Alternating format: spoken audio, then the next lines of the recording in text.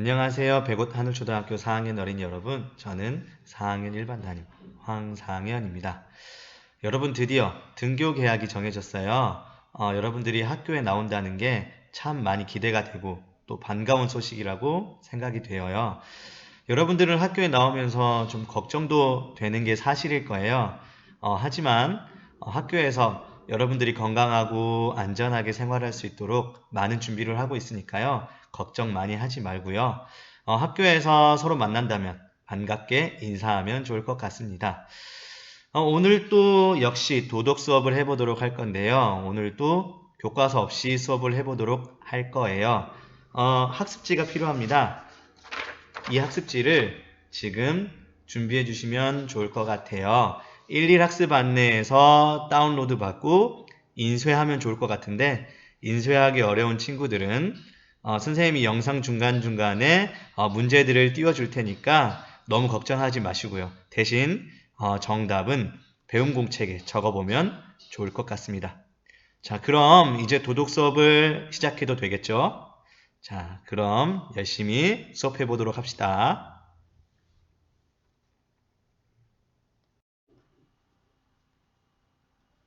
자, 초록색 큰 제목 한번 읽어볼까요? 시작. 일상생활에서 예절을 지켜요. 아래 검정색 글자도 읽어봅시다. 시작. 대상과 상황에 알맞은 예절을 익히고 이를 생활 속에서 꾸준히 실천해 봅시다. 좋아요.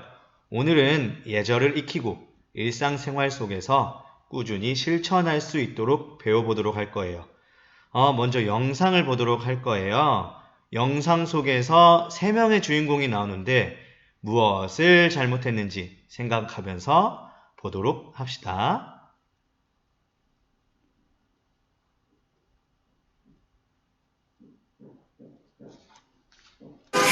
당신은 몇 살입니까? 에이구, 젊은 사람들이 당신은 몇 살입니까? 그래 드디어 보이는 거야. 놀랍지 마시 이 사람아. 당신은 몇 살입니까? 당신의 공공예절은 몇 살입니까? 서로를 배려하는 어른다운 행동. 무엇이 아름답구나. 공익광고협의회. 자, 영상 잘 보았나요? 그러면 이제 학습지 1번을 해결해 보도록 할 거예요. 너무너무 쉽습니다. 영상 속 사람들은 어떤 잘못을 했는지 간단하게 적어 보도록 합시다. 영상 멈추고 시작.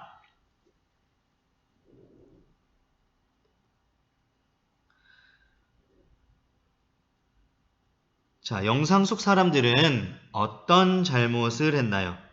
첫 번째 아저씨는요. 첫 번째 아저씨. 이 아저씨는 어떤 잘못을 했죠? 맞아요. 사람들이 많이 있는 길거리에서 담배를 피고 있었어요. 아주 나쁜 행동이라고 생각해요. 사람들이 좋아하지 않는 냄새를 풍기고 건강에도 안 좋은 영향을 주고 있죠. 여기 이제 두 번째 아주머니를 봅시다. 이 아주머니는 무엇을 잘못했나요? 화장한 게 잘못이었을까요? 아니요. 그건 아닌 것 같고요. 화장은 해도 되죠. 그런데 화장을 어디에서 하고 있는지가 중요해요. 지금 보니까 여기 지하철 노약자석이 있었어요. 노약자석에서 뻔뻔하게 앉아서 화장을 하고 있다는 게 문제인 거죠. 화장을 했다는 게 문제가 아니고 노약자석에서 양보하지 않고 앉아 있다는 게 문제인 거죠. 세 번째 할아버지를 봅시다. 이 할아버지는 무슨 잘못을 했나요? 여기 아마 공항인 것 같은데요. 사람들이 많이 모여 있었죠. 사람들이 많이 모여 있는 곳에서 큰 소리로 전화 통화를 하고 있었어요. 공공장소에서 큰 소리로 대화를 하면 될까요? 당연히 안 되겠죠. 자, 그러면 이 사람들이 예절 바른 행동을 했나요? 아니요. 이 행동들은 예절 바른 행동이 아니에요. 그럼 어떤 행동이 예절 바른 행동인지 오늘 같이 공부해 보도록 합시다. 자, 여기 문제를 한번 읽어봅시다. 예절 바른 사람이 되려면 어떻게 해야 하는지 예절 사다리를 보고 알아봅시다. 예절 사다리가 있어요. 예절 사다리. 첫 번째, 존중하기가 있네요. 존중하기 내용도 한번 읽어봅시다. 예절은 상대를 존중하는 마음에서부터 시작합니다. 두 번째, 생각하기. 대상과 상황에 따라 존중의 마음을 어떻게 나타내야 할지 생각합니다. 세 번째, 표현하기. 대상과 상황에 알맞은 예절을 바르게 행동으로 옮깁니다. 네 번째, 돌아보기. 내가 실천한 예절이 적절한지 돌아보고 더 잘하기 위해 노력합니다. 여기서 첫 번째 존중하기가 예절 사다리의 가장 처음에 위치해 있어요. 그 이유가 무엇일까요? 예절은 상대를 존중하는 것에서부터 시작하기 때문이에요. 예절은 상대를 존중하는 것에서부터 시작한다. 그럼 존중하기 단계를 마치고 바로 표현하기로 건너뛰어도 될까요? 아니죠. 대상과 상황을 고려하지 않고 표현을 바로 하면 잘못 전달될 수가 있기 때문이에요. 상대가 누구인지, 예를 들어서 친구인지, 부모님인지, 어른인지, 아이인지 살펴봐야 되고요. 또 어떤 상황인지, 또 예를 들어서 축하해야 될 상황인지, 위로를 해야 되는 상황인지, 양보가 필요한 상황인지, 부탁하는 상황인지 등등을 잘 살펴봐야 되겠죠. 그리고 이제 마지막으로 돌아보기 활동이 있는데요. 이 단계를 생략해도 될까요? 아니에요. 돌아보기는 예절을 더욱 가치 있고 빛나게 하는 단계라고 생각해요. 자신이 실천한 예절이 잘한 건지 적절했는지 한번 생각해보고 잘한 점하고 고친 점하고를 한번 찾아보고 더 나은 행동을 다음에 하도록 생각해보면 좋은 단계인 것 같습니다. 그래서 이 단계가 꼭 필요하다는 거예요. 이제 다음으로 대상과 상황에 알맞은 예절이 무엇인지 알아보도록 할 거예요. 첫 번째, 가정에서 지켜야 할 예절. 그림을 보니까 어떤 상황인 것 같나요? 일단 대상은 부모님인 것 같고요. 상황은 부모님께 잠들기 전에 인사드리고 잠자는 상황인 것 같아요. 잠자기 전에 부모님께 안녕히 주무세요 인사드리고 잠자리에 드는 것. 두 번째를 보니까요. 지금 동생이 누나 나 잘했지? 라고 물으니까 누나가 오 멋지다 잘했어 라고 이야기를 하는 상황이네요. 대상은 동생이라고 생각하면 될 것 같고요. 동생이 누나 나 잘했지? 물었을 때 이렇게 멋지다 잘했어 라고 하는 게 예절 바른 행동이라고 할 수 있어요. 동생이 누나 나 잘했지? 라고 물었는데 아니 별로 라고 하면 예절 바른 행동일까요? 당연히 아니겠죠. 동생 기분도 좋아지고 예절 바른 행동이라고 할 수 있도록 멋지다, 잘했어 라고 칭찬해주면 좋을 것 같습니다. 학교에서 지켜야 될 예절을 보도록 합시다. 대상은 아마 우리 모두인 것 같아요. 이 첫 번째 상황에서요. 일단 상황은 복도를 걷는 상황이고요. 이때 예절은 계단에서 천천히 오른쪽으로 걷는 것, 오른쪽으로 걷는 것. 특히 요즘처럼 코로나 때문에 거리두기를 해야 되는 상황이라면 천천히 오른쪽으로 걷는 게 아주 중요해요. 여러분들이 이제 학교에 와서 보면 알겠지만 표시를 해놨어요. 오른쪽으로 천천히 걸어갈 수 있도록 표시를 해놨거든요. 거리를 둘 수 있도록 표시해놨는데 꼭 그걸 지키도록 합시다. 두 번째 사진 보도록 합시다. 교실에서 아마 공부를 하는 상황인 것 같아요. 그러면 대상도 우리 모두가 될 것 같고요. 상황은 바른 자세로 공부하는 상황인 것 같아요. 가끔 보면 여러분들 수업 시간에 거의 의자의 엉덩이 끝에만 걸쳐서 거의 누워서 수업을 듣는 친구도 있고요. 아니면 장난을 치는 학생이 있거나 돌아다니거나 하는 학생이 있어요. 그건 애절 바른 태도가 아니겠죠. 바른 자세로 수업을 듣는 것도 좋은 예절이라고 할 수 있겠습니다. 사회에서 지켜야 될 예절이라고 또 그림이 나와 있네요. 사회는 학교나 집 말고 집 밖의 생활 공간을 의미합니다. 일단 이 상황을 보니까 등굣길에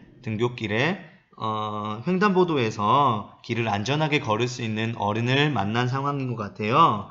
이럴 때 여러분들은 고맙습니다, 감사합니다, 수고하세요 인사를 드리면 좋겠죠. 두 번째 상황, 여기는 지금 인터넷 공간을 사용하는 것 같아요. 우리 며칠 전에도 온라인 수업을 통해서 배웠던 것 같은데 온라인에서 폭력이 일어날 수 있다고 했잖아요. 온라인에서 폭력이 일어날 수 있다고 그랬어요. 온라인에서도 말을 바르게 사용하는 것이 예절 바른 행동이라고 할 수 있겠습니다. 드디어 이제 여러분들이 연필을 잡을 때가 됐습니다. 연필을 잡을 때가 되었어요. 어떤 활동을 할 거냐면요. 가정, 학교, 사회에서 각각의 상황에 맞게 지켜야 할 예절을 생각해 봅시다. 학습지에도 이 문제가 제시가 되어 있는데요. 먼저 예시문을 살펴보겠습니다. 외출하고 돌아오신 부모님께 어떻게 해야 될까요? 정답은 엄마, 아빠 잘 다녀오셨어요? 인사를 한다. 너무 쉽죠? 또 너무 당연하죠?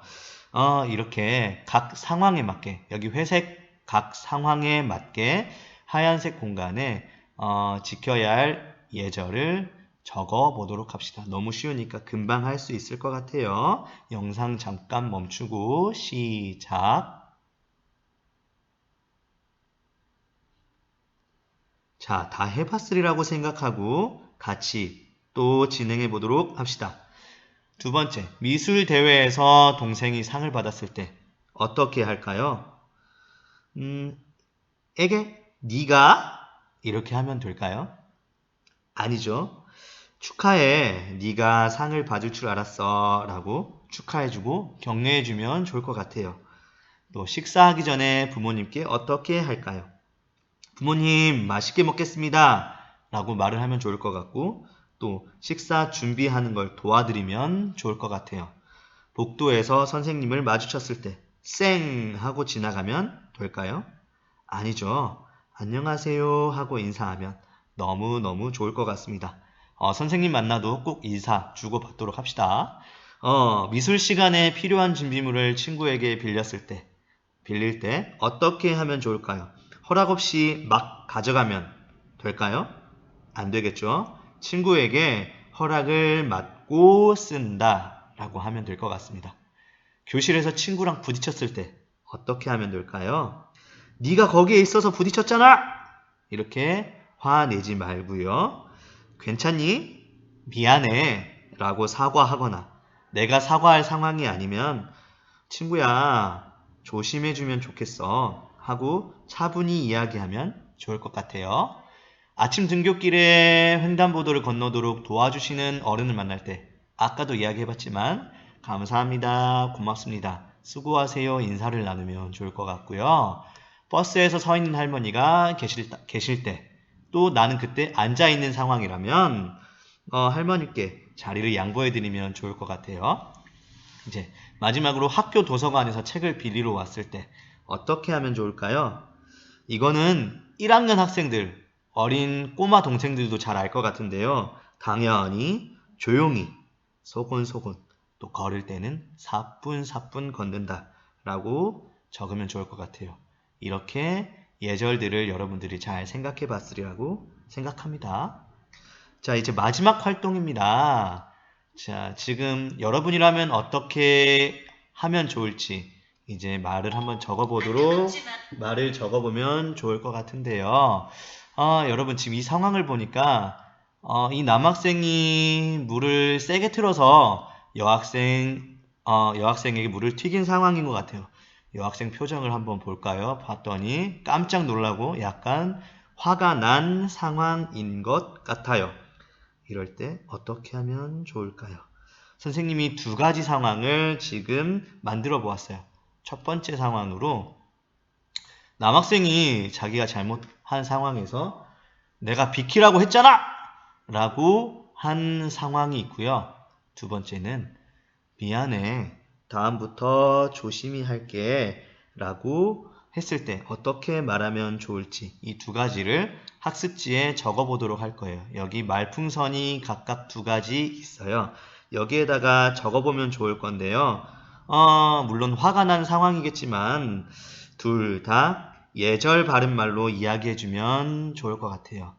둘 다 예절 바른 말로 이야기하면 좋을 것 같아요. 여러분이 옷이 젖어 있고 남자의 태도가 마음에 안 들 수도 있어요. 하지만 최대한 화를 억누르고 예절 바른 말로 써보도록 합시다. 지금 잠깐 영상 멈추고 시작. 자, 여러분들 잘 생각해 봤나요? 첫 번째, 남학생이 내가 비키라고 했잖아! 라고 오히려 먼저 화를 낼 때 어떻게 하면 좋을까요? 친구야, 여기는 혼자 쓰는 공간이 아니야. 그리고 너 때문에 내가 젖었잖아? 사과해주면 좋겠어. 라고 정중하게, 차분하게 이야기해주면 좋을 것 같아요. 그 다음에 두 번째, 남학생이 미안해, 다음부터 조심히 할게. 라고 사과할 때는 어떻게 말하면 좋을까요? 괜찮아, 곧 말할 거야. 그래도 다음부터 조심히 했으면 좋겠어. 라고 이야기하면 좋을 것 같아요. 여러분들도 아마 비슷하게 적어 봤으리라고 생각합니다.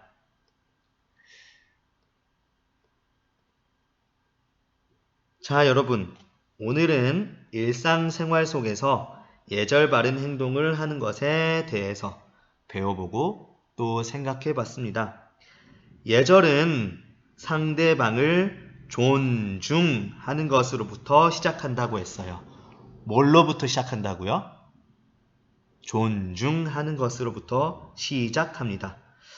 여러분 오늘 하루 동안 생활하면서 부모님이나 친구를 존중하고 예절 바른 행동을 하는 어린이가 되었으면 좋겠어요. 오늘뿐만 아니고 내일도 모레도 계속. 자, 오늘 수업은 여기까지 할 거예요. 다음에 만날 때까지 건강하도록 해요. 안녕.